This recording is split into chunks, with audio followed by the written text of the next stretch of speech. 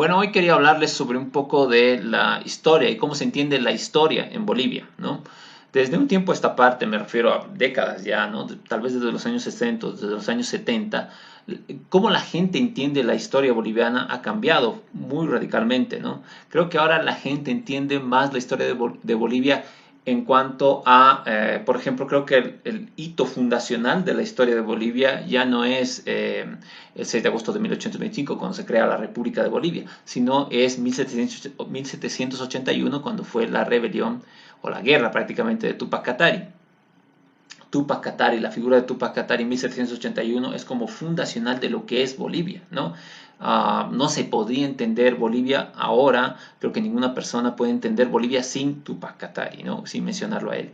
Y de ahí se salta normalmente ya todas las figuras de Simón Bolívar, Sucre, incluso Santa Cruz, Pedro Domingo Murillo, está muy denostada y muy debatida, y todo lo que fue el periodo de independencia, ¿no? Prácticamente todo eso se está saltando y se va directamente ya a las luchas de Zárate-Vítka, por ejemplo, en 1899, ¿no? Y toda la importancia que tuvo eso.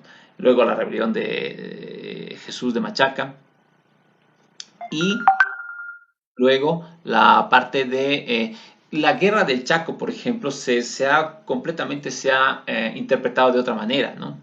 Antes era como un poco el origen de la Revolución del 52, ¿no?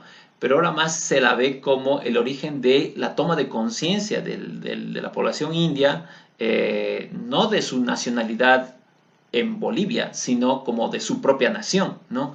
De la nación india, ¿no? Como que a partir de ahí nace el impulso para lo que va a ser después la Revolución Nacional y el 53 la reforma agraria. Entonces ya se entiende de otra manera.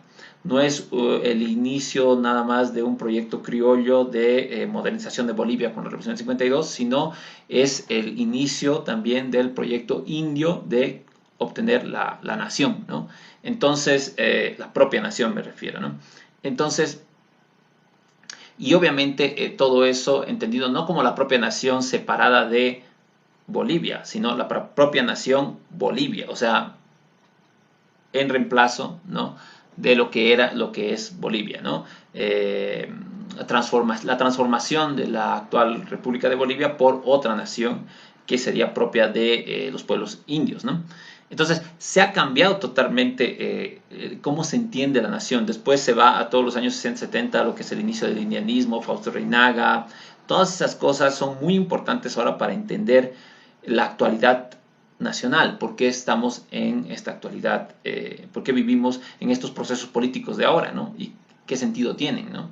Entonces, sin embargo, a pesar de que ya hay este cambio de la manera de ver la historia, que todavía creo que no se ha concretizado, digamos, en el cambio del currículo escolar, pero bueno, sin embargo de eso todavía persisten formas o intenciones de entender todavía la historia nacional como la historia de la República de Bolivia, ¿no?